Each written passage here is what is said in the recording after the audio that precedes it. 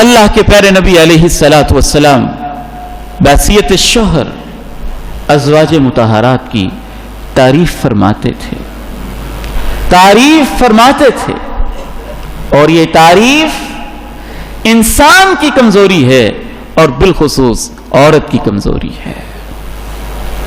اس کے کھانے کی، شکل و صورت کی، جس حد تک جہاں تک ممکن ہو والدین کی، بھائیوں کی، بہنوں کی آپ تعریف کریں گے تو اگلا فرد سمجھے گا کہ آپ اس کو رسپیکٹ دے رہے ہیں، آپ اس کو عزت دے رہے ہیں۔ جہاں تعریف منع ہے وہاں ہم زمین آسمان کے کلابے ملا دیتے ہیں، چاپلوسی کے لیے، مطلب نکالنے کے لیے جھوٹی تعریفیں کرتے ہیں، اور جہاں تعریف مستحب ہے اور سنت ہے وہاں ہمیں آر محسوس ہوتی ہے۔ حضرت خدیجہ رضی اللہ تعالی عنہا طاہرہ مطہرہ کے بارے میں ہماری ماں حضرت عائشہ رضی اللہ تعالی عنہا کے یہ الفاظ ہیں، لم یکن یسأم من ثناء علیہا، اللہ کے پیغمبر حضرت خدیجہ کی وفات کے بعد بھی تعریف کرتے تھکتے ہی نہیں تھے۔ خدیجہ ایسی، خدیجہ ایسی، خدیجہ ایسی، خدیجہ ایسی۔ خود حضرت عائشہ رضی اللہ تعالی عنہا کے بارے میں آپ نے کہا، فضل عائشہ علی سائر النساء کفضل السرید علی الطعام، عائشہ کی شان ایسے ہے باقی عورتوں کے اوپر جیسے سرید کا کھانے کی شان، وہ گوشت کا اور خاص لذیذ ڈش ہوتی تھی عربوں کی، جیسے اس کی شان باقی کھانوں پہ ہوتی ہے۔ چوتھا اصول، اللہ کے پیارے نبی علیہ الصلاۃ والسلام عملاً بھی محبت کرتے، ایسے افعال، ایسے اعمال، گھر میں رہنے کے ایسے محبت کے انداز اپناتے جس سے محبت کی شیئرنگ ہوتی، اگلے فرد کو محسوس ہوتا کہ جس کے لیے میں نے اپنے والدین کو چھوڑا ہے وہ شخص مجھے محبت دیتا ہے۔ حیران ہو جاتا ہوں، کیا عظیم سنتیں ہیں آپ کی، دیکھنے میں چھوٹی چھوٹی لیکن زندگی بدل دیتی، اس گھروں میں سکون پیدا کرتی ہیں، اختلافات ختم کرتی ہیں۔ دیکھیے ہماری ماں کیا بیان کرتی ہیں،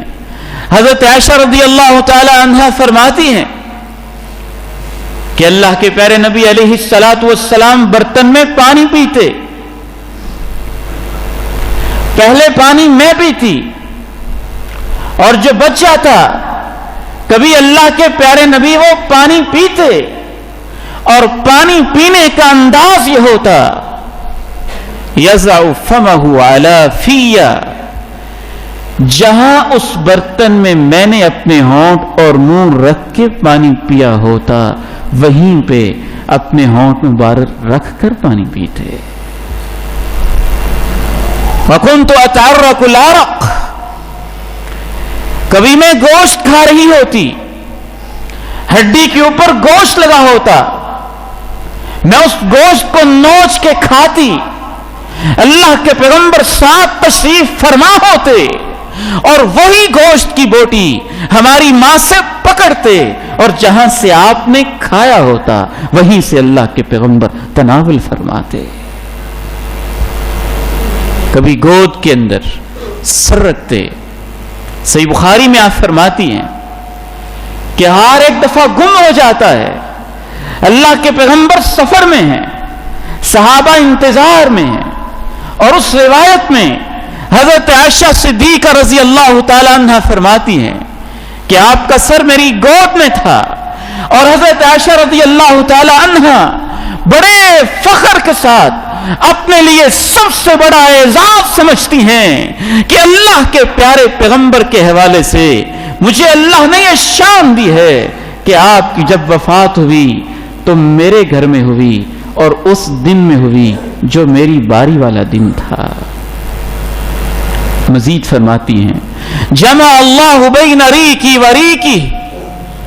اللہ کے پیغمبر دنیا سے جا رہے تھے اس وقت بھی اللہ نے میرے اور آپ کے لعاب کو دنیا سے جاتے ہوئے اکٹھا کر دیا۔ کیسے؟ فرماتی ہیں آپ سخت تکلیف میں تھے، بولنے کی سکت نہیں تھی۔ جناب عبد الرحمن ابن عوف تشریف لائے، وہ مسواک کر رہے تھے، مسواک فرما رہے تھے۔ میں نے دیکھا اللہ کے پیغمبر کی مبارک نگاہیں مسواک پر جم گئی تھی، جناب عبد الرحمن کو دیکھ رہے تھے۔ میں جانتی تھی آپ کو مسواک سے محبت بہت ہے۔ میں نے جناب عبد الرحمن سے مسواک لیا، اپنے منہ کے اندر ڈالا، اس کو چبایا اور نرم کیا۔ جب وہ بالکل نرم ہو گیا، اس کے اوپر میرا لعاب لگا ہوا تھا۔ اللہ کے پیارے پیغمبر نے وہی میرا چبایا ہوا نرم مسواک مرض الموت کے اندر دنیا سے جاتے ہوئے اپنے منہ مبارک کے اندر ڈالا۔ اللہ نے میرے اور آپ کے لعاب کو دنیا سے جاتے ہوئے اکٹھا کر دیا تھا۔ ہماری ماں حضرت عائشہ صدیقہ رضی اللہ تعالی عنہ اپنا ایک اور اعزاز بیان کرتی ہیں۔ توفی رسول اللہ صلی اللہ علیہ وسلم بین سحری و نحری، مجھے یہ اعزاز حاصل ہے، مجھے یہ شرف حاصل ہے، مجھے یہ سعادت حاصل ہے کہ اللہ کے پیغمبر جب دنیا سے جا رہے تھے میں آپ کے پیچھے بیٹھی ہوئی تھی، میں نے آپ کو سہارا دیا ہوا تھا اور آپ کا سر مبارک میری چھاتی پہ تھا اور میں نے اللہ کے پیغمبر کو سہارا دیا ہوا تھا، اور اس حال میں اللہ کے پیغمبر اپنے رب کے پاس گئے تھے۔ یہ معمولی چیزیں نہیں ہیں، ان سے زندگی کی فیلنگز بدلتی ہیں، احساسات بدلتے ہیں، انسان کے رویے طور اطوار بدلتے ہیں، ایک دوسرے کے بارے میں سوچ بدلتی ہے۔ اللہ نے تو اس رشتہ ازدواج کا مقصد ہی یہ بیان کیا ہے، وَمِنْ آيَاتِهِ